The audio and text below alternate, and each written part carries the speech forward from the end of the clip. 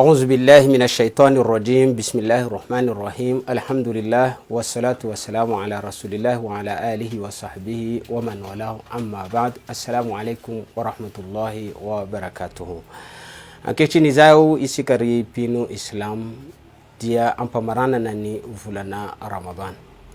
Rehefa mamaraparana ny volana Ramadan tahaka zao atsika dia misy zavatra anankiray zay mifatotra ao anatin'ny mifatoka lehibe ao anatin'ny saintsika tsirairay tsy inona zany fa ny famoahana ny zakat al-fitr. Ny famoahana zakat al-fitr dia wajib shar'i, zany hoe obligatoire ny famoahana zany zakat al-fitr zany satria misy nas hadith ny mpaminango sallallahu alaihi wasallam izay mandidy ny pino islam tsirairay amin'ny famoahana zany zakat al-fitr izany. Ny zakat al-fitr dia obligatoire amin'ny olona tsirairay izay manana possibilité. Ny possibilité zay takina famoahana zakat al-fitr dia ny olona anankiray rehefa manana ambava ankoatra ny sakafo tokony hoaniny ao anatin'ny andro ray ny olona iray dia efa obligatoire aminy sahady ny famoahana zany zakat al-fitr izany. Famoahana hoany zakat al-fitr hoany tenany manokana sy hoan'ireo olona irehetra izay eo ambany fiahihany. Ireo olona ambany fiahihany moa dia fantatra atsika fa ny vady aman-janany zany voalohany indrindra sy ny ray aman-dreniny izay manana fahasahiranana tsy afaka mamoaka an'izany zakat al-fitr izany. Ny zakat al-fitr dia efa noeferan'ny mpaminango sallallahu alaihi wasallam le fatrany zany zakat al-fitr izany, zany hoe soa. Io soa io zany dia fitaovana famatrarana tamin'ny andro taloha izy io. Fa amin'ny andro ankehitriny zao dia efa tsy misy an'izany soa izany intsony ka mahatonga an'ireo manampahaizana zany mitady zany ny valeur na ny équivalence zany soa izany ka milaza izy ireo hoe arba'at amdad, zany hoe raotra tagna anaky efatra zany ny soa zany, raotra tagna anaky efatra amin'ireo voamaina na ireo vary na ireo sakafo izany soa izany. Dia mbola ny zany zareo ihany koa ny mijery an'izany équivalence zany soin zany ka hitanjareo eo amin'ny 2 kg 40 grammes eo. Misy manamilaza ny sasany zany fa hoe 3 kg io valeran'io soin io. Tamin'ny andron'ny mpaminango sallallahu alaihi wasallam ny famoahana zakat al-fitr araka ny hadith ny mpaminango ihany milaza zany dia sakafo no navoaka tamin'izany fotoana izany. Ireto karaza sakafo zay hitany saiko reto, ao zany le qamh ny varimbazaha, ao ny sha'ir ireo voamaina sy ny tambre sy ny daty ary ny zabib na ny voaloboka maina ary ny al-laban al-mujaffaf na ny ronono maika na ny vovon-dronono izany. Rehefa taty aorina dia nisy ireo a'immatul mazahib anakefatra iray, ireo lehiben'ny mazhabo anakefatra tsy zany fa imam Shafi'i wa imam Malik wa imam Abu Hanifa sy imam Ahmad. Ireo imam anakefatra ireo dia misy ny telo amin'izy ireo zany zay niombokevitra zany fa tokony sakafo araka ny namoahany mpaminango sallallahu alaihi wasallam azy ihany no zakat al-fitr zay tokony havoakan'ny pino islam. Abu Hanifa kosa nefa zay zokin'izy ireo indrindra zany dia mahita fa azo avoaka tsara ihany koa ho vola izany zakat al-fitr izany. Zay mitsy mahatonga ny fanazavana eto zany satria miteraka savorovory ihany izy io zany eo amin'ny pino islam indrindra manoloany ireo manampahaizana izay manentana amin'ny famoahana ny zakat al-fitr satria misy amin'izy ireo izay manery ny olona fa tsy maintsy hoe sakafo araka ny namoahany mpaminango sallallahu alaihi wasallam azy ny zakat al-fitr.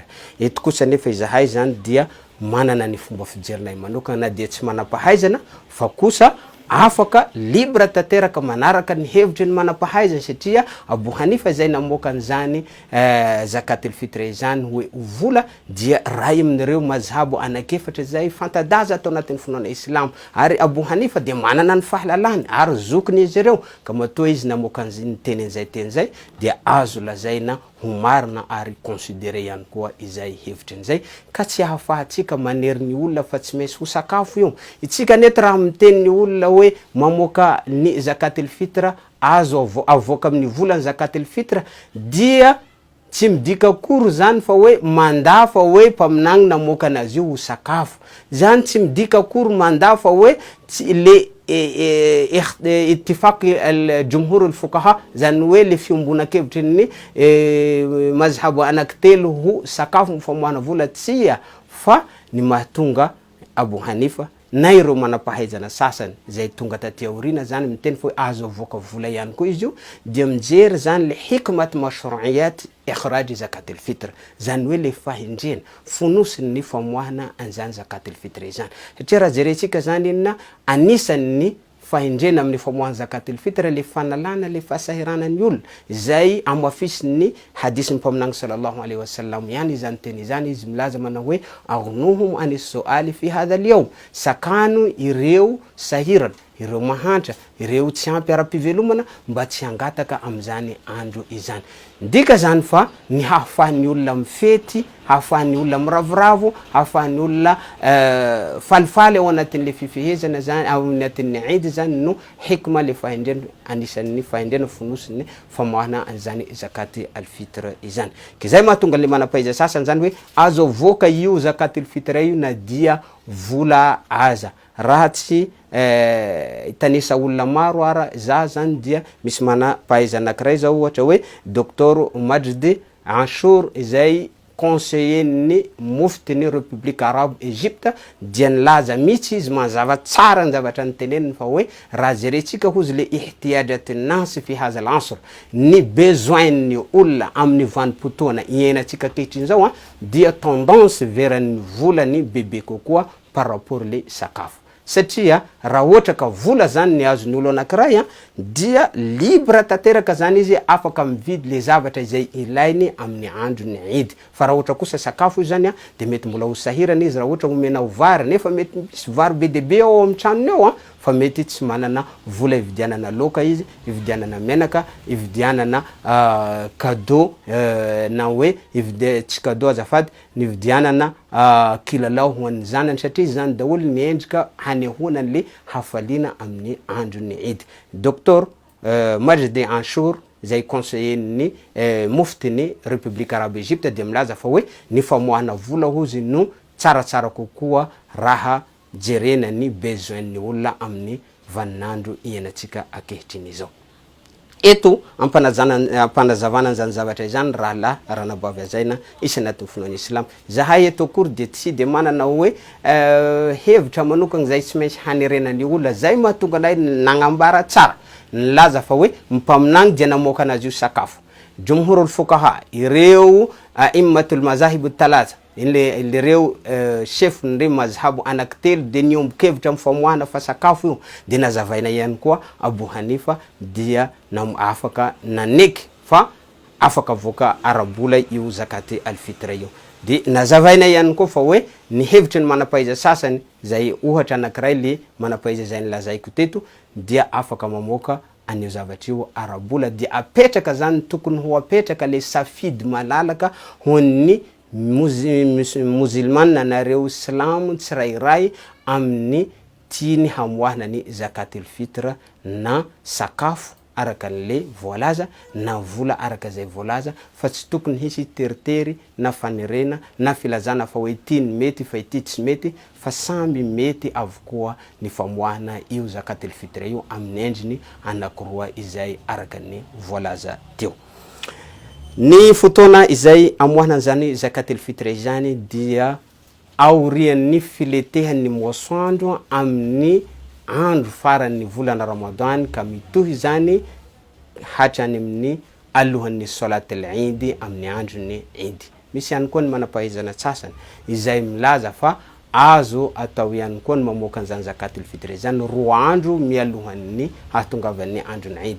Ary misy amin'ireo manampahaizana ihany koa ara milaza fa na any amin'ny voalohan'ny andro ny Ramadan aza dia mbola azo avoaka daholo azo amoahana an'izany zakati al-fitra zany. Izany hevitra rehetra izany raha la dia te ilaza amitsika fa ny finoana islam dia malalaka, ny finoana islam dia tsy sarotra fa mora zany, fa chaque fois atsika zany makasarotra an'le izy, chaque fois zany atsika maneriny zavatra malalaka de vao maika zany atsika miaina ao anatin'ny fahasahiranana, miaina atsika ny ao anatin'ny fahaterena zany. Ny finoana islam dia mifototra amin'ny fanamorana zany, adiny yusr, ny finoana islam dia mora araka ny voalazany mpaminagny sallallahu alaihi wasallam, walan yushadda ad-dina ahadun illa ghalaba, ary ny olo anankiray rehefa mangasarotra ny finoana dia resy izy amin'ny farany fa tsy vitany manatotosany izany finoana izany, satria lasa sarotra, zavatra sarotra amin'ny ny fanatanterahana an'izany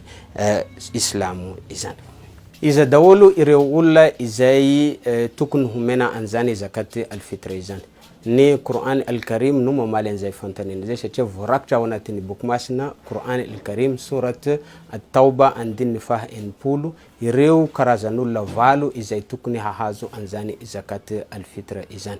Anisan'ireo moa zany le olona tena mahantra fadiranovana, ireo olona tsy ampy ara-pivelomana zany na ny moyen eo ampelatanany. Be dehibe izy ireo zany fa miverina ao anatin'ny Qur'an atsika dia mahafantatra an'ireo olona valo izay tokony homena an'ireo zakat al-fitr ireo. Ny hikmat mashru'iyat ikhraj zakat al-fitr, na ny fahindrena lehibe na hatonga ny mpaminagny sallallahu alaihi wasallam nandidy antsika amin'ny famoahana zakat al-fitr. Hadisy mpaminagny sallallahu alaihi wasallam ihany koa no mamaly an'izay, satria araka ny hadisy marina mpaminagny sallallahu alaihi wasallam dia milaza hoe farada rasulullah sallallahu alaihi wasallam zakat al-fitr. Mpaminagny sallallahu alaihi wasallam dia nandidy ny mpino islam rehetra amin'ny famoahana zakat al-fitr taharatan lis-saim, wa hoe hanadio ny mpifehy amin'ireo karazana tsy fahatomombanana maro isan-karazany tamin'ny fanatanterahany le fifehezany nandritra ny volana Ramadan, min al-laghwi war-rafath, ireo teny tsy voadiniky, le laingalainga indrindray na ny teny ratsy na zay teny rehetra zay mety tafavoakan'le olona zany tamin'ny lelany nandritra ny fotoanan'ny volana Ramadan. Wa ta'amatan lil masakin, ary sakafo ho an'ireo sahirana. Zany io zavatra anankiroa tena fototra lehibe zany mahatonga antsika tsy maintsy mamoaka an'izany zakat al-fitr zany. De miteny ihany mampaminagny sallallahu alaihi wasallam hoe faman addaha qabla as-salah fahia zakatun makbula, ho ny olona izay namoaka an'izany zakat al-fitr zany alohan'ny salat al-eid dia zakat makbula. Di zany zany na zaka izay raisiny Allahu subhanahu wa ta'ala. Io zany de manazava le fotoana tokony hamoahana azy zany io. Waman addaha banda as-salah fahia sadaqat min as-sadaqat. Fa raha ohatra kosa ianao taran'ny sola zany famoahana azy dia sadaka ohatran'ny sadaqat mahazatra rehetrarehetra izy am'izay fotoana izay. Eto ampamaranana ma zany dia amin'ny resaka lamina amin'ny famoahana zakat al-fitr. Manentana ny mpino islam rehetra mba hamoaka an'izany zakat al-fitr zany atsika araka le fanazavana izay efa nivoaboasana teo aloha. Ka ny olona tokony homena an'izany zakat al-fitr zany amin'ireo olona karazan'olo valo izay niresahantsika teo ihany dia ny havanao akaiky aloha zany zay tena sahirana anao zany, ary ny mpifanila bodirindrina aminao, ireo namanao, satria sarotra be anao andeha hitady lafa nefa ny olona manodidina anao zany olona tena sahirana am'izany fiainana ary mendrika tokony azy an'izany zakat al-fitr izany. Raha tsy fantatranao koa izy ireo dia afaka magnantona ny mosquée na ny masjid zay akaiky anao ianao afaka omenao an'izany zakat al-fitr izany zany, satria izy ireo de mety mahafantatra iza ny olona tokony homena an'izany zakat al-fitr zany. Raha ohatra ka mbola manarosarotra daholo zany rehetrarehetra izany dia ato anatin'ity page ity zany de misy numéro zany vitsivitsy ao zany afaka omenao ny zakat al-fitr anao, satria izy ireo zany dia mahafantatra le olona zay mendrika tokony homena ny zakat al-fitr zany raha ohatra ka tsy fantatra anao zany na manahirana anao zany ny olona izay tokony homenao ny zakat al-fitr. Zay sy zay ranabavy, ranada, ray aman-dreny, zoko sy zandry anatin'ny finoana al-islam fanazavana fohifohy makasika ny zakat al-fitr, engany itsika rehetra mba samby ho tratran'ny volony andro ny Eid hahavita hanatotosa soamatsara hatramin'ny farany ity volana Ramadan ity. Wassalamu alaikum wa rahmatullahi wa barakatuh.